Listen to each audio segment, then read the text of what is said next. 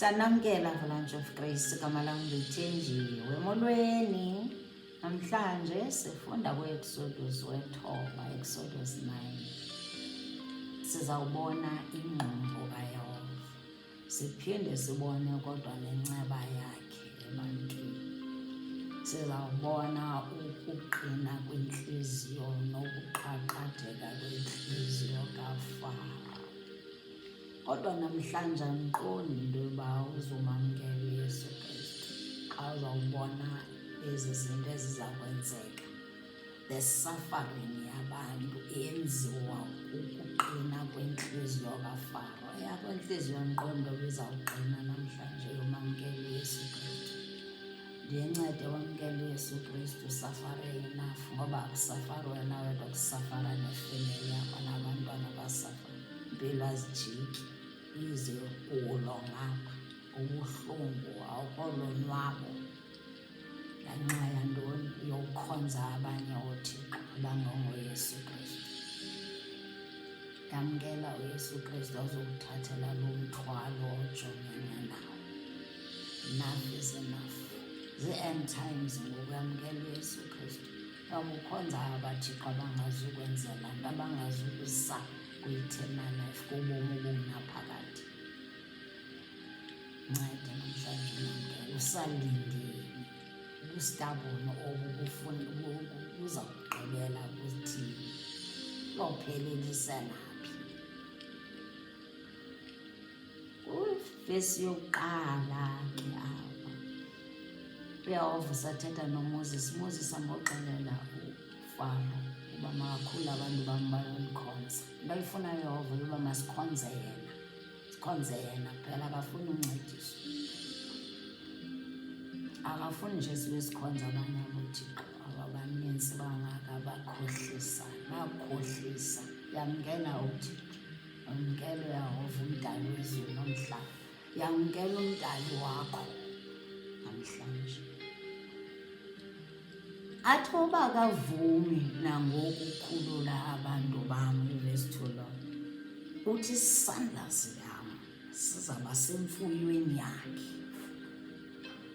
emfuyweni esendle, emahashini, ema-esileni, ezinkameleni, ezinkomeni, nasezimpahleni ezimfutshane, iigusha neebhokhwe.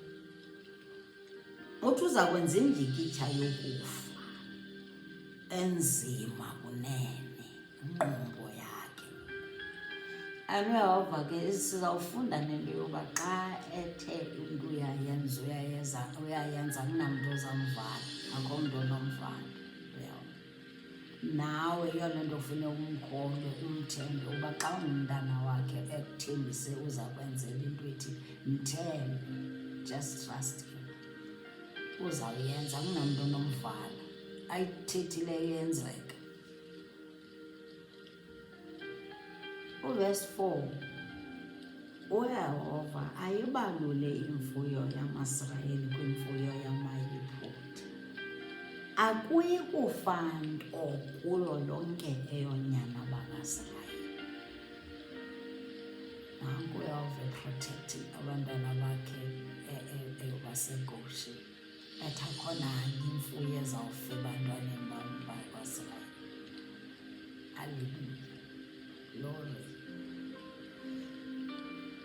Verse 5, uYehova umise ixesha elithile, wathi ngomso uYehova uya kuyenza yonke le nto kweli lizwe, uyoba kufe indikitya yemfuyo emfutshane kunye nazo zonke iinkamela nezisendle zizawufa.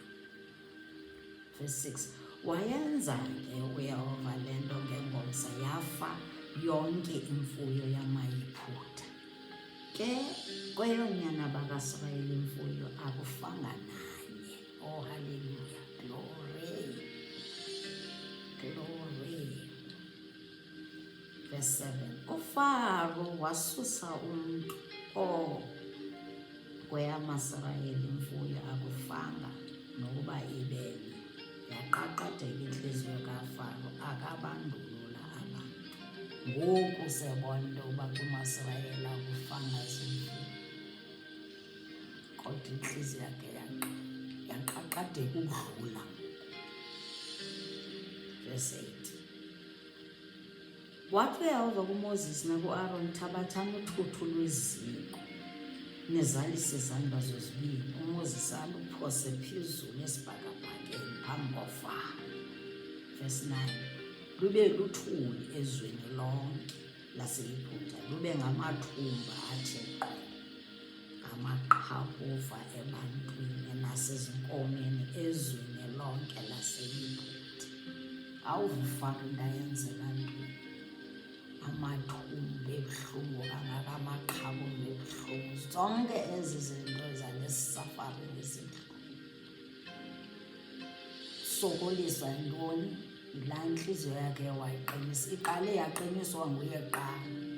Yiyo loo nto uyehova uye wayiqaqadekisa, nguye kuqala ongakhange ayimamele kwasekuqaleni. Hayi ngoyehova ngoku, nguye oye wayiqala wayiqinisa, wazenza uThixo ebantwaneni bakaIsrayeli. Verse 10, walithabatha ke uthuthu lweziko bema phambi koFaro, uMoses waluphosa phezulu esibhakabhakeni, lwaba ngamathumba athe qwele, ngamaqhakuva ebantwini nasezinkomeni nasebantwini nasebantwaneni abancinci. Safari yobustubborn bukaFaro. Verse 11, azabe nako izazi ukwenza amaqhakuva nemathumba, azaba nako izazi ukuma phambi koMoses ngenxa yamathumba, nezazi zinamathumba, kuba amathumba abakho kwizazi nakumaYiputa onke. Nezazi kuphela ukwazi, kwizazi kuphele ubuxoki. Verse 12, uyehova wayenza lukhuni inhliziyo kaFaro, akaphulaphula njengoko watshoyo uyehova kuMoses. Verse 13, wathi uyehova kuMoses, vuka kusasa ume phambi koFaro, uthi kuye, utsho uyehova uthi, uThixo wamaHebheru, the God of the Hebrews, hallelujah, ukuthi bandulule abantu bam baye kundikhonza. Yabona ngoku phezu kwamathumba namaqhakuva nayo yonke into ebuhlungu uza kwengezelela ngaphezulu. Verse 14, kuba ngesi sihlandlo ndithuma zonke izibetho zam entliziyweni yakho nakubakhonzi bakho nakubantu bakho, ukuze wazi ukuba akukho unjengam ehlabathini lonke. Uthuma uMoses ukuthi makayomxelela uba akakho ofana naye, and ngoku uthumela ezona zibetho ezingaphezulu kwezokuqala. Kuba ngoku ukuba ndithe ndasolula isandla sam ndakubetha wena nabantu bakho ngendyikitya yokufa. Awubona ukuthi ukusokola abantu abo nje ubuhlungu, ukuthi kusokola abantu abangenzanga nto. Ke uthe shwaka kwabikho ehlabathini, abetha wena nawe abantu bakho ngendyikitya yokufa, ngewuthe shwaka kwabakho ehlabathini. 16, noko ke ndikumisele eli thuba lokuba ndiwabonakalise amandla am kuwe Faro, laziswe igama lam ehlabathini lonke. Verse 17, unangoku usazenza udonga kubantu bakho. Athi nangoku usazenza udonga olumileyo, a wall, a strong wall, phambi kwabantwana bakaThixo, ubandulule. Verse 18, inqumbo yakhe nguqumbile ngoku yakho. Athi uyabona, eli xa ngomso ndiyakumisa isichotho esinzima kunene ekungazange kubekho singangaso eYiputa, kususela kwimini eyasekwayo kude kube ngoku. Athi kuzawubakho isichotho, imvula engapheliyo, isivuthuvuthu engapheliyo, ohamba nomoya.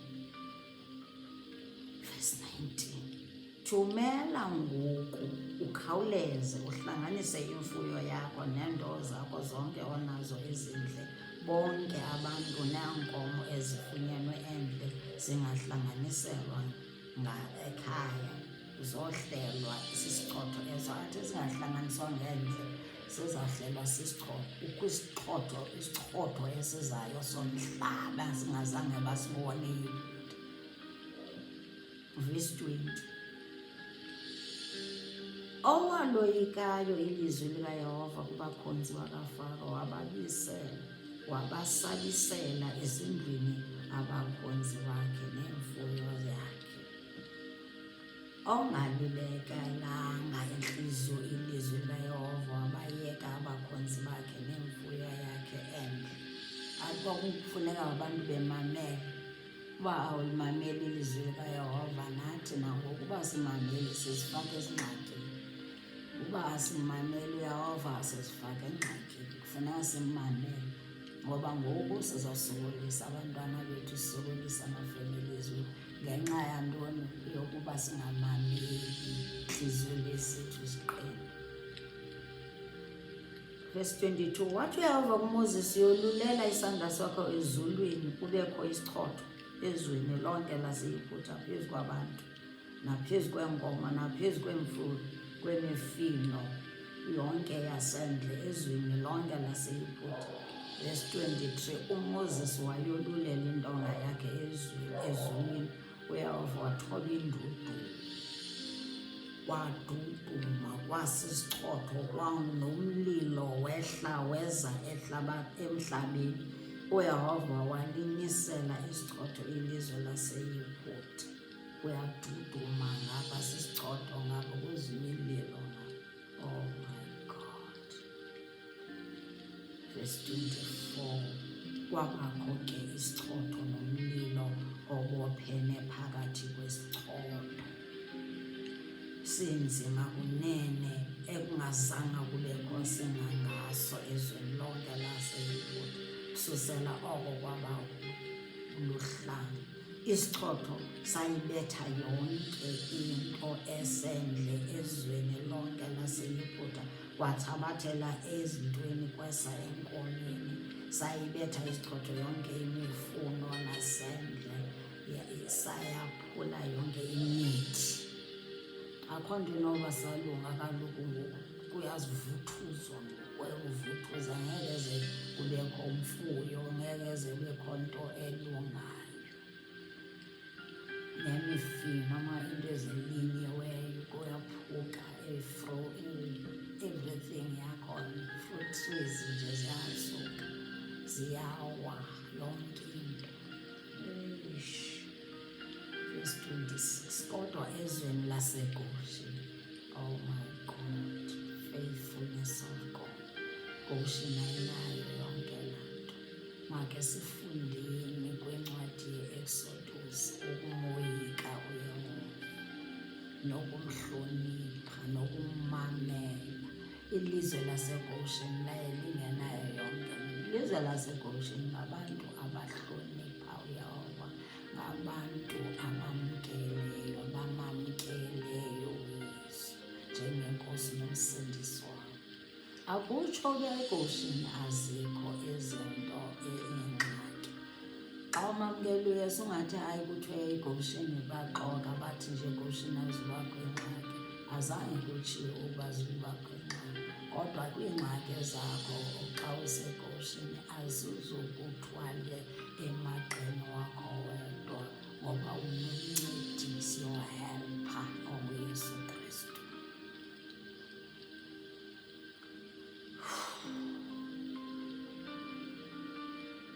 Akho sichotho ke eGosheni in a nutshell.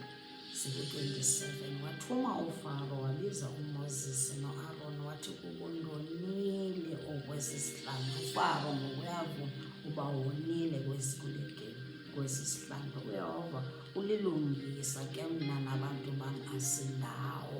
Waguquka ngoku kuverse 27 ukuthi ndonile uYehova ulilungisa. uYehova ulungile, mna ndim umntu ongendawo. verse 28, wathi thandazani kuYehova kwanele ukubakho kweendudumo zikaThixo nesichotho, ntoni ndulula nengabi sahlala. 28 uthi nje naye thandazani ngokwayo ndiyandulula xa kududuma kangaka, xa kukho isichotho esingaka, kukho nemililo. Oh my God. Verse 29, uMoses wathi kuye, ekuphumeni kwam phakathi komzi ndozolulela kuYehova izandla zam ziyeke indudumo nesichotho, singabi sabakho, ukuze wazi ukuba umhlaba lo ngokaYehova. Verse 30, ke wena nabakhonzi bakho ndiyazi ukuba aniyi kwandula nimoyike uYehova uThixo. Verse 31, yabhuqwa iflakisi yerhasi, ngoba irhasi ibiseyidubule neflakisi ibiseyityatyambile, iflawazi lokudla, yonke into ijabalele sisichotho. Verse 32, ke yona ingqolowa nesipelete ayibhuqwanga kuba ibisencinane. Ingqolowa ke yile yenza iflawa yokwenza isinkwa, yokwenza nezonka. Yona ke nesipelete zange zibhuqwe ngoba ibingelo xesha lazo, bezisencinane. Kodwa ngoku into ethetha into yokuthi sizawuba khona isonka. Oh haleluya, siyambonga. Verse 33, waphuma uMoses phakathi komzi wemka kuFaro, wazolulela izandla zakhe kuYehova, zayeka indudumo nezichotho, yathula imvulo kaThixo. Wabona uMercy of God, unceba yakhe, wathi kwawuthandazwa yaphela. Nathi makungabikho into esihlukanisa nomthandazo, angikhathali noba ubuzoqumbe kanje. Buyela kuYehova umthandazi, uzandlale. Verse 34, wabona uFaro ukuba iphelile imvula nesichotho nendudumo, waphinda wona wayiqaqadelisa intliziyo yakhe, yena nabakhonzi bakhe. Verse 35, yaba lukhuni intliziyo kaFaro, akabandulula abanyana bakaIsrayeli njengoko watshoyo uYehova. Ezinye izinto zibuhlungu nesafari yabantu baseYibhithe yenziwa nguFaro. Theni ukuba ke ngoku isichotho siphele nezaa ndudumo ziphela, waphinda ngoku walibala ngesithembiso sakhe. Uyiqalile, nguye oyiqalileyo, and ngoku akunamntu ozamvala uYehova. Cela nje namhlanje wamkele uYesu Kristu. Suffering engaka, it's unbearable, nathi asithandi ukubona uyintsokolo ebantwini, ukubona abantu beswele ngenxa yoba bangafuni ukwamkela uYesu Kristu. Namhlanje siyecengacelana nawe, asimelanga ukucela.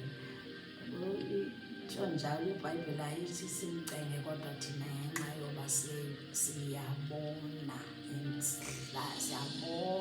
izihlandlo ngezihlandlo sesafari elizweni lakuthi. Ibe into enkulu ekufuneka siyenzile thina, kufuneka thina simazi uYehova ukuba unguThixo omkhulu. Into enkulu leyo yokuthi sifuna sazi ukuthi nje ngangamsha iSupreme, akakho ngaphezu kwakhe. He is all knowing, all powerful God. You can rely on him. Singamthemba, uthembekile. Noba kweyiphi nengxaki, uthembekile uYehova. Into nayo ufuna ukuba simkhonze, ufuna simamele yena. Akuba umkhohlakala, akakhohlakalanga, wenziwa sithi. Kufuneka ngoku sazi ukuthi xa sisona zizaba khona ii-consequences. Ubustubborn bakaFaro ngoku kunama-results, kunama-consequences abuhlungu, a-affecta wonke umntu.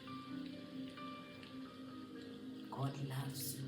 God loves you. Mamkele uYesu. Noba ukweyiphi na into ufuna umthemba uYehova ukuthi uzokukhupha, noba ukweyiphi usentla kwamasiko uzawukhupha. Umbonile na eprotect abantwana bakhe kuhle. kodwa ubuhlungu bethu kukwaba abantu abasafara. Yiyo loo nto ngayo lonke ixesha thina sicela abantu ukuba bamkele uYesu. Asifuni ubona abantu abasafara, noYesu akafuni ubona abantu abasafara. Nawe ke xelela abantu ngoYesu, mayihambe ivangeli, ngoba akho mntu othandayo ukubona abantu basafara. Akho mntu othandayo. Enkosi kakhulu, sikuthanda kakhulu.